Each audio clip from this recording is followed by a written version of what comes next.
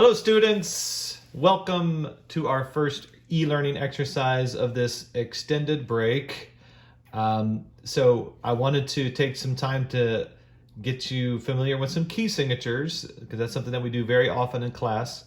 So I posted this to Google Classroom already. It's just a simple image online that shows you the order of sharps and flats. This is going to be key in knowing how to identify what the key signature is. That is where we find dough, like when we do our sight reading.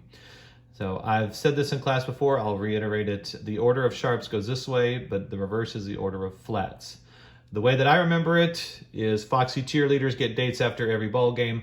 Don't laugh at me, that's the only one that sticks. So the opposite is just BEADGCF. We have said you just spell the word bead, greatest common factor, or whatever works best for you. So memorize that, FCGDAEB for sharps, BEADGCF for flats. Now once you have that, you're going to find this exercise online that takes you to key signatures that show you a different number of sharps or flats, either in the bass clef or treble clef. This one happens to be in bass clef. You just count the number of sharps or flats and go in that order. So here's sharps, so we go with our order of sharps, F, C, G. Now we have sharps. If you remember, the rule is take the last sharp, which is G sharp, go up 1/2 step, and 1/2 step above G sharp is, of course, A. So this is the key of A major. In other words, our do is going to be A. So we hit that. Success. Now here's flats. Once again, we're a bass clef, but it doesn't matter. They're the same either way. We have 4 flats, so count them in the order of flats. Remember, it starts in opposite order, so it's B, E, A, D. It spells bead. Our second to last flat, this is the rule for flats, go to the second to last flat, which is B, A. Now in flats, the difference is you have to include the flat in the key signature, like the flat name. So this is not A, this is a flat. All right, will make a difference. There we go. Same thing here. We have 5, you just count, and then we know this is a D flat, so there you go.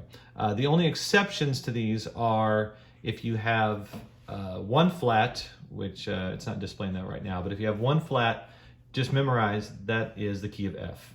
If you have no sharps or no flats, memorize it. It's simply the key of C. All right, so 1 flat, F, no sharps, no flats, key of C. Otherwise, the rule holds true, okay? Now remember, when you get to the end of this, I'm just gonna go ahead and, see, I'm just gonna go all the way through so I can complete the exercise. I'm gonna get a lot of them wrong. But remember, when you get to the end, go to, let's see, you're gonna wanna go to your high score. Obviously, remember, you can do this as many times as you want. Click here, copy the link. Yes, copy the link.